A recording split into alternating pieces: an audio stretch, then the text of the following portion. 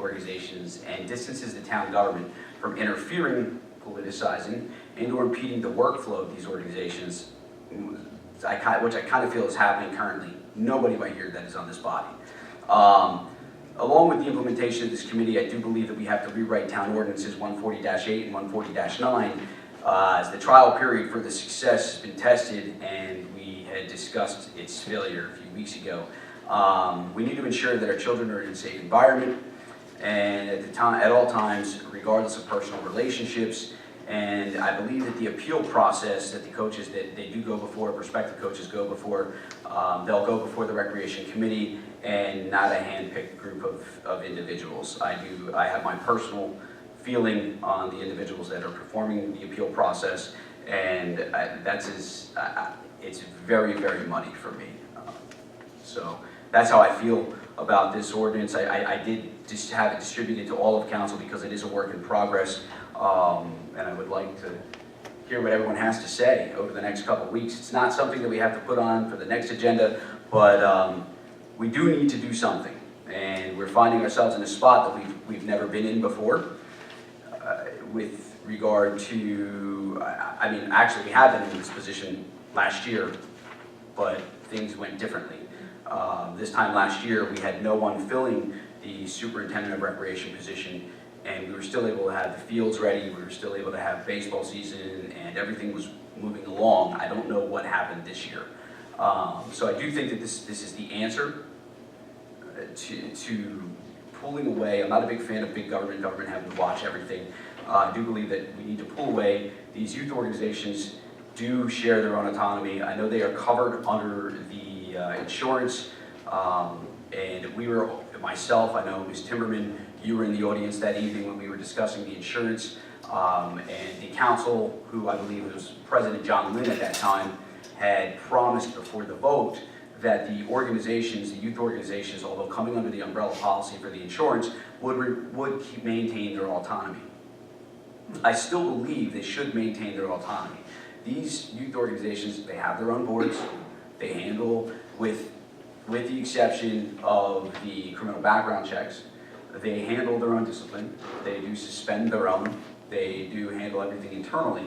But we also could go the route, since we would be budgeting and providing monies to this recreation committee, we could set up the system where they could still maintain their autonomy. The registration fees, like Forks Township, would come to the town of Phillipsburg, and every time they needed something, they would come to the town of Phillipsburg, and we would then disperse them a check. That would do away with the stipend system. The truth is, I don't have enough input with regard to the recreational workings here in town, the numbers, to know whether or not the money we have put out with stipends, the reg fees, with all of the costs involved, whether or not we'd be taking a loss or we'd be making. But I do know that if we do something like this, it benefits all of the children in the town of Phillipsburg, right? Because we can waive fees. We have great relationships with Northwest Cap. There's grants out there that we can get for the children who can't afford to play sports. We have a little bit more leverage than the organizations, okay? At the same time, I don't want to have to police the organizations either.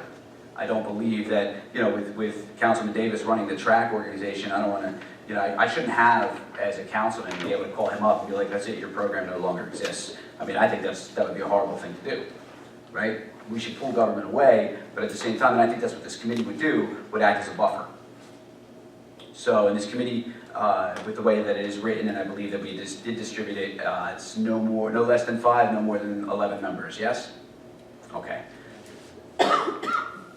Excellent. And with that being said, I will turn it over to Councilman Lutz. Like you said, I'm not really familiar with the charges and whatnot of the groups. It would be nice to have. You know, we can judge it that way. But I just got done reading this, believe it or not. I read it shortly when I just got it at home, and I read this again, and it's pretty thorough. It's really good. I think it's really okay for us to move on this, you know, move this direction.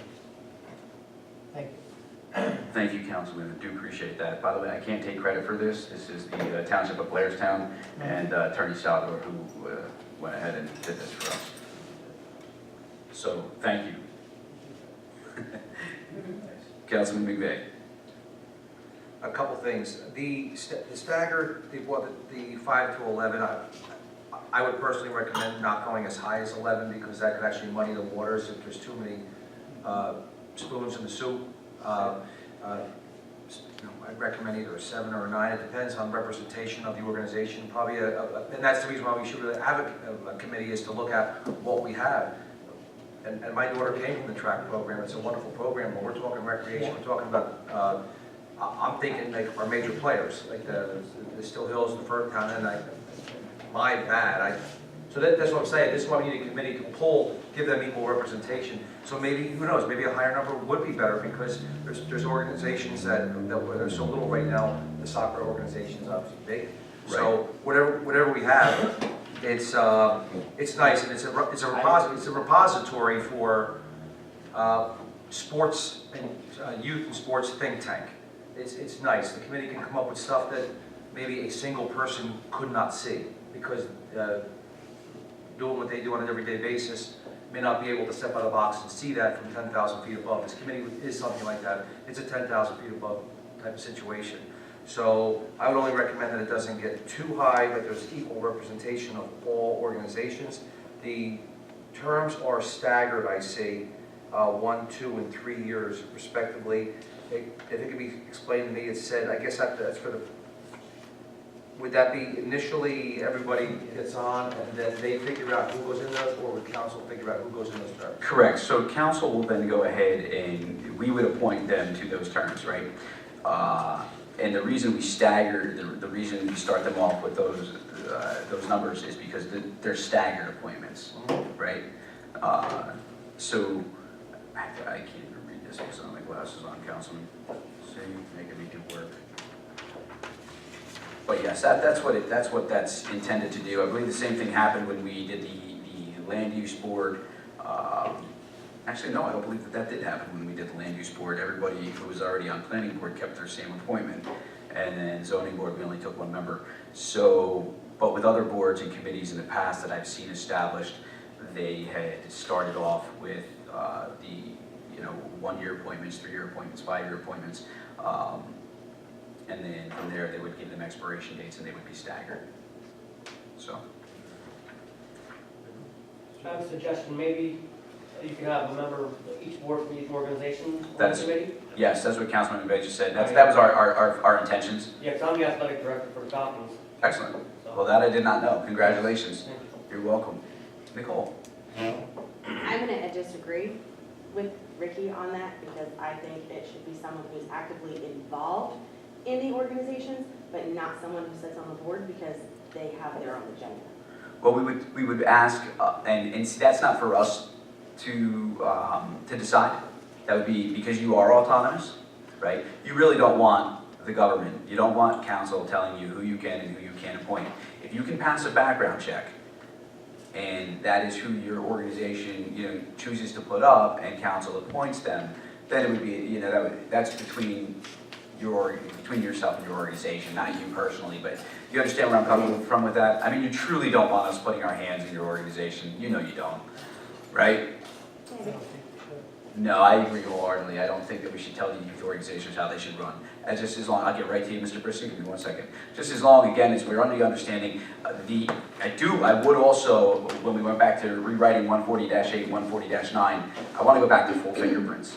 The way we're doing them currently right now, it's not a safe practice. Just had a conversation with Forks Township today, although they are Pennsylvania and it's Commonwealth, I know it's different, but the full fingerprint checks provide so much more than a simple name check. So I know that there was a little bit more of a cost associated because we used Sage more of them, where that we had asked them to drive to the hospital. It was an Annandale. Annandale, It was right. $20 Correct. $25. But coaching, it's not a right, it is a privilege. And I believe if you truly want to coach the children and you pass the background check, pay the $30, and sometimes the club gives you back your money. Reimburse you, Yeah, they reimburse you. So does that answer your question, Mr. Berman? Are you mad at me? Am I gonna get messed with? All right, thank you. Mr. Brisson. So if you're going to have people actually appointed by their organization, why would you need the staggered appointment times? Wouldn't you just say, there'll be a representative from these organizations, and it would be up to the organization to decide when, like if they need to switch people or whatever? Well, because we have other members, Right. right, that we'd be placing on the board. And because it's in my, and I don't know with everybody else, but it's in my experience that sometimes you get board members that are on the board for entirely way too long, and they get set in their ways, and things change. But you were saying that it should be up to the organization to decide who's going to From their organization. represent it. Well, no, they would choose from their organization who they would like to put up to council but council can deny that. Okay. That's what that would be. We're not allowing them to just put someone on the board. It would have to come through council's appointment. Okay. Okay? Mr. Morissette? Question. Yes? Do I need to say my name wrong? No, Mr. Morissette, we know who you are. Go ahead. What background checks do you do now? I'm just curious, because it didn't sound like there were real background checks. Well, that's a good question. The background checks now are done with a blue card, and they're doing, from what I understand, Vicki, correct me if I'm wrong, but they're really just running your name through the system, correct? Yeah, it still goes to the state police, but It does. it's a name check, we verify the address and everything, their driver's license and information. Right. But if we were to run the fingerprints, any recent criminal charges would arise. I believe that's how it was explained to me in Forest Township. We were doing fingerprints 6 years ago? Well, we're doing it up until 2016. Okay, so we were doing fingerprints up until 2016. I apologize, my coaching card was a 3-year card, so that would make sense. But that's what we were doing. But I am a big fan of full fingerprints. Matter of fact, I just heard your wife speak about background check. Thorough background checks last night, and I support her 110%. So, Okay, I'm just a point. Where I work, yes, we have higher background checks that are more secure, but just to work at the university, you have to have the child abuse background check. same here. Plus an FBI background. That's correct. You work in the state of Pennsylvania in a school. Correct. Correct. So we service schools at my job as well. So we have to pass the FBI clearance check. Right. And I think it's 3 separate background checks that you probably had to take place in yourself, right? The Plus, state, right. yeah, the state of New Jersey is a little bit different. We don't do the FBI background check, but the fingerprint check with Sage Morpham is all inclusive. So they are able to tell whether or not you have been convicted of an offense or an arrest. And it does come back fairly quick. Actually, it goes right through the system. It's very fast. So why would you have coaches that are coaching youth? Why would you do less of a background check than would be required for a worker to go into a school, even if they're not going to be one-on-one with students? Mrs. Morissette, you're 110%, we are in 110% agreement here, Okay. without a doubt. I wasn't here when the law was changed in 2016. Prior to, I didn't have a say, but we are in 110% agreement. We need to be stricter with our background checks.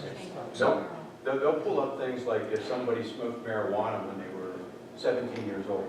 correct. That type of thing, as long as it was an adult charge and Yep. it wasn't expunged. Yes. I guarantee you that as part of this process, we want to ensure that our children are all safe with the individuals that are on the field with them. Okay. Okay? Thank you, Mr. Morissette. Council President, that was in-house change, not state change or anything, that was in-house. Correct. change. Right. I know when I go for my CDL and I go for my hazmat, I have to have the FBI and the state and everything else every 4 years. Right, right. I Yeah. renew my license. It's just the way of the world. As a matter of fact, like I work in police stations and I had to be, it's interesting, but I had to be fingerprinted to work in that police station. Like Mr. Morissette says, he has to pass 3+ background checks just because he works in the state of Pennsylvania and in a school. I don't think we should be overlooking the process when our children You know, they're the ones that we're supposed to be saying, I want to be able to trust my kids when I drop them off to practice. By the way, I'm a helicopter parent, I don't just drop them off, I hang out. But my parents used to drop me off, sometimes they didn't even come back to pick me up. Just kidding, Mom, just in case you're watching. Councilman Bouvet. Thank you. There's a lot of talk of committee, but just to get this out publicly, there is still the appointment of a recreation director. Yes. And that is by the mayor, correct? That is correct. It's an appointment by the mayor. Right, that's under 597. Now, in this stipulation, it does say must be a resident of the town of Phillipsburg. I have no problem with that, but that is in there, and I just want to make that point. That is correct. I think we do have an ordinance already that does say it's like a Phillipsburg first Yes. ordinance. And if we can't find anybody in Phillipsburg, then we move out to the, It should go to the county. Yeah, to the county and then to the That state. was in 1992. Right. Right. That, as long as that's in place, because if we don't have anyone that would fall under the qualifications asked for with this, so we'd like to, you know, in an expeditious manner, go out and continue to find someone, because once we branch out, it's just it should take a day, but Right. it's my opinion. And that is in the absence of, down on 599, it then goes, it says, if the director is absent, disabled, disqualified, or for whatever reasons, the town, we would then have the power to designate an acting recreation director. Correct. It's just like any other vacancy where council, council would appoint, but at the same time, that's if the recreation director was going to come back. Now, if the recreation director was going to resign, it would need another mayor appointment because it would have to fall in line with the Faulkner Act. So that's where I was Right. going with this. Correct. Okay. So we That's can the absence. appoint an interim director unless they leave. If they leave or they give notice to leave, the mayor's office then has to appoint, and it would come through with advice and consent. The recreation director is still an unclassified appointment. Correct. And in a perfect world, I mean, no one would ever leave. Correct. It would be, in this case, would the committee have a recommendation to put forward to council? Being that we're establishing this as a committee, if that committee came to council with the recommendations, it's a council recommendation, but would it be under the auspice of the committee to come up with a person to be a temporary hold until? Listen, I believe that anything's possible, quite frankly. And I mean, I would like to think that if we had a council similar to ours, that we work well together, we're open-minded, that we would be working in conjunction with the committee, and if they did have someone they thought would be best, we would, go ahead and appoint them in the interim, unless, of course, there's an issue. So, Absolutely. yes. That's Would this also fall into the slight controversy there was as a civil service position and have to take that test? Absolutely not. This, I'm being careful with how I comment here because I cannot refer to the previous situation at this time. But this would no longer be a civil service position nor posted as a civil service position. This would go back to being a town mayoral appointment. That's correct. I have a more base question. I'm trying to figure out why are you, I can see you having an oversight committee, maybe a committee of the whole. I can see you more efficiently, since you put up this local ethics committee, they can do oversight.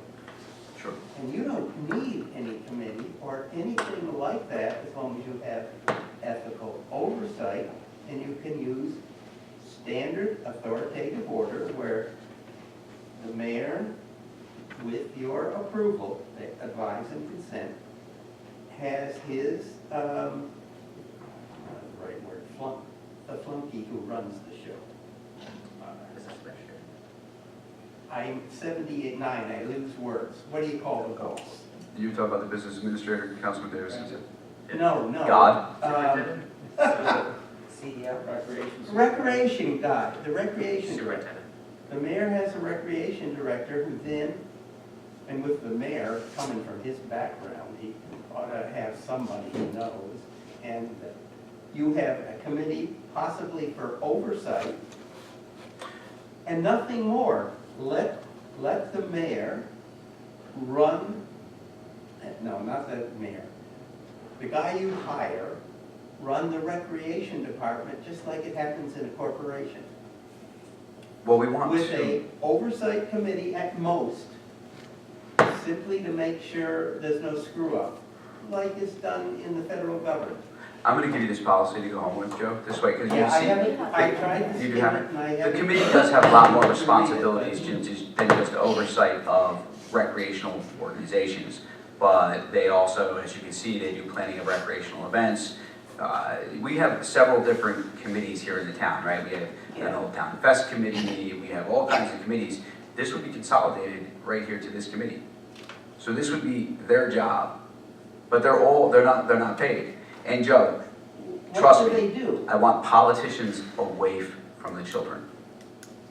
Because you see what happens? If we start to fight, I'm not argue, seeing it and the as kids hurt. politicians. I'm seeing it as a local town, as a recreation director who runs the recreation department in town, who takes the advice of the people who are heading each of the sub-recreation groups, such as the baseball team, produces a budget for the recreation department, which is looked at by you or an oversight committee that you appoint. And then we have no need for, now, Well, I'd be appointing If the you're oversight already committee would bogged be this down, recreation committee. then it would be a big step to undo a whole lot of sets that you already have. I And don't, maybe that is the problem. You're so bogged down, you're now gonna have another cog in the wheel with no authoritative order. As bad as it is the most efficient order you can use. Committees don't rule well. no.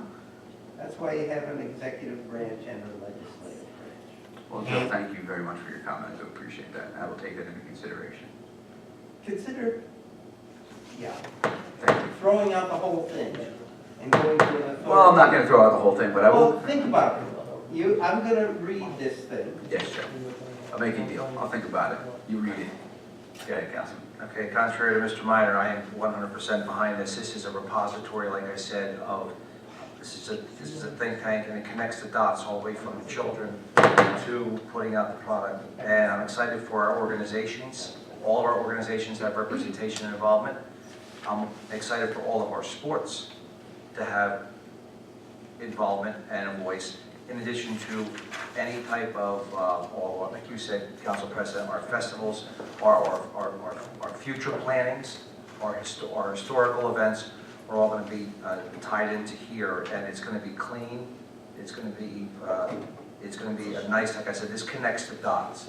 Instead of having one set of eyes on it, we're going to have somewhere between 10 and 22 sets of eyes on it, and that makes me happy. Thank you. Thank you, Councilman. Councilman Davis, you've been waiting patiently. I echo Councilman McVeigh's sentiment that I think that we need to have representation from all of the youth sports teams. The proposal I'm offering is that we have two classes of voting members be appointed to this board. Council President, I know you had stipulated that the organizations would be able to submit the members that they felt were appropriate, subject to council approval. My counter offer would be that we have two classes. One, which is a guaranteed appointment, subject to meeting the requirements of the board in terms of background checks and whatever other stipulations that we make, that we can't reject except for not meeting those qualifications. And the secondary class that has the same voting rights that's appointed by our board. In terms of the autonomy that we want to afford to these organizations, we want to make sure that they don't feel like they're being stifled. So I think that would be a good compromise for us to strike in terms of making sure they have the voices that they want, as well as making sure that we have people appointed by this board that we think would be good contributors to the recreation community. Secondarily, I do have some concerns about the responsibilities and authorities. I am a big fan of having an advisory committee because I feel like the input that we've gotten from the last 2 years of working together has been invaluable in terms of steering capital contributions, and we should certainly continue down that road. And I do very much enjoy the idea of having an autonomous body that has its own bylaws and actions. I start to become concerned when I see the official purpose and duties, including establishing, administering, and regulating recreational programs, and specifically the way that this ordinance is worded. It says, and Councilor, is Blairstown organized the same way as Strong Mayor format, or is it a different format of government? The government had a much. Okay. Councilman, just so I'm following the same. Yeah. Where are you looking? So specifically, just to compare, so yeah, so under 592B, in addition, in its capacity as an advisory board to the council, it's going to establish, administer, and regulate recreational programs. So the way this ordinance is structured, I think, is contrary to some of our Faulkner obligations. And just reading directly from the Optional Municipal Charter Act, under 46(9)(a)(43), the municipality shall have a department of administration and other such departments not less than 2 and not exceeding 9 in number, as council may establish by ordinance. All of the administrative functions, powers, and duties in the municipality, other than those vested in the offices of the municipal clerk, the municipal tax assessor, shall be allocated and assigned among and within such departments. I think that we're contrary to the Faulkner Act if we abolish the department in its totality and establish this committee to assume its responsibilities. I don't believe that we would be abolishing the department. You mean the Department of Recreation?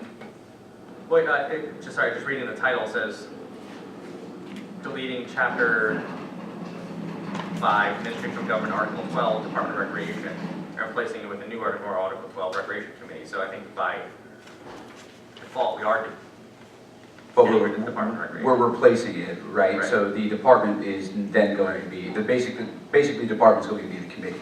Yeah. With regard to the if I may, just Yeah, you may. Section 592 under purposes and duties, Section B, where you had said establish, administer, regulate recreational programs. I was looking at recreational programs as in a broader spectrum, not just youth sports or organized sports, but more or less like like the Old Town Festival or the playground program, something because that's really what we're looking at here is we're trying to find a solution that's both cost effective and effective, right, to the current situation that we are in. I am certainly, with regard to your first suggestion, I'm absolutely in agreement with you. I think it's a great idea. If the rest of council agrees, I would advise Attorney Wenner or Attorney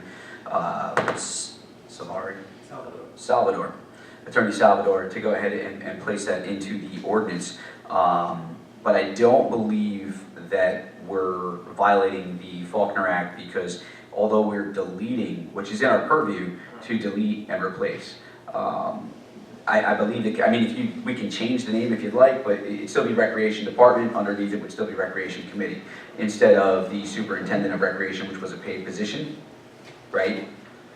It would be, the committee would be taking place of that position and we'd actually have a director. So you'd have one more buffer underneath. Yeah, and I think, I do feel that some of these specific clauses are subverting some portions of the Faulkner Act because as an administrative function, those should, in fact, go through the mayor, and we're forcing this pathway to come back to us. I think that there's some things that we could probably tweak on there. That's just my concern about the ground that we're treading right now, is that by forming a committee and having them report back to us as opposed to the mayor's office, we're taking a piece of administrative function for ourselves, which I'm not sure is in our authority. I understand what you're saying, Councilman. The Recreation Director would still report to the mayor. They're just a liaison between the committee and council because council controls the purse strings. Yeah, They would still report back to the mayor. Yeah, I think that's why I asked about Blairstown and their form of government, because this also specifically stipulates in here that the hours and the pay obviously, of course, being subject to our reorganization time at the beginning of the year, but in terms of setting the hours of an employee, that would be, the only people that we can do that for are for employees of the council, and as the director, they Correct. report to the mayor, so I think that would be That's a good catch. We can strike the hours Yeah. portion of the ordinance, Councilman, I agree. Of course, we do control the salaries, but I believe that would be negotiated between us and the mayor at the time of the creation. We would go out and do a wage comparison, which I believe Vice President DiGirolamo has already done. As a matter of fact, I think one of them is Blairstown Township. Now, I can certainly look up to see if Blairstown Township is the strong mayor form of government.